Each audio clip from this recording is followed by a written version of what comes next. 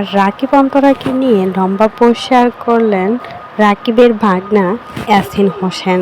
রাকিব অন্তরাকে নিয়ে মুখ খুললেন এবার ইয়াসিন। বিশেষ করে রাকিবকে নিয়ে অনেক কিছুই বললেন এবার ইয়াসিন।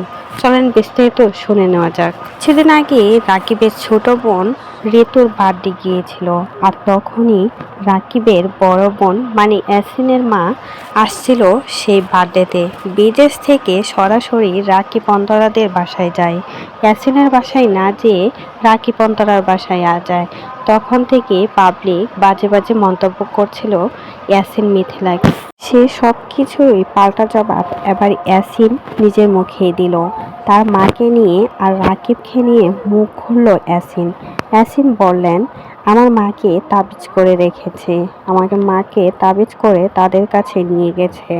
আমার মা দেশে আসার পর থেকে তারা তাবিজ করেছে, আর যখন থেকে বিদেশ গিয়েছে তার ছেলে মেয়ের কথা না ভেবে তার ভাই ভাবি এদের কথাই ভাবে, তাদেরকে সবসময় টাকা পয়সা সব কিছুই দেয়।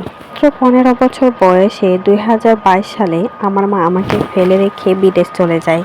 তখন থেকে আমাদের খোঁজ খবর না নিয়ে ভাইয়ের পিছনে পড়ে থাকে, আর যত ইনকাম করেছে সব কিছুই তাদেরকে দিয়েছে।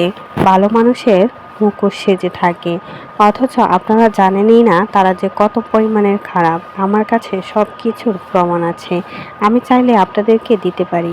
আস্তে আস্তে যেন রাকিব অন্তরার মুখোশ সবার সামনে বেরিয়ে আসতে যাচ্ছে। আবারও দ্বন্দ্বে জড়িয়েছে তার ভাগনার সাথে। প্রতিনিয়ত নাকি রাকিব অন্তরা তাদেরকে খোঁচা মেরে কথা বলে, অথচ কেউই সেটা দেখে না। অথচ রাকিব মিথিলার চোখে সেটাই পড়ে, আর ইয়াসিন মিথিলা সবসময় রাকিব অন্তরার পিছনেই পড়ে থাকে। আর ইয়াসিনের মা বিদেশ থেকে সরাসরি রাকিবের বাসায় উঠেছে, আর এটা দেখে অনেক বেশি কষ্ট পেয়েছে ইয়াসিন। তার বিয়েতে থাকে নাই তার মা, মেন প্রোগ্রামেও নাকি থাকে নাই, অনেক জোরাজুরি করেছে, তারপরও নাকি আসে নাই। আসলে মা ছেলের সম্পর্ক যদি ভালো থাকতো তাহলে হয়তো বা আসতো। তো এই বিষয়ে কোনো মতামত থাকলে অবশ্যই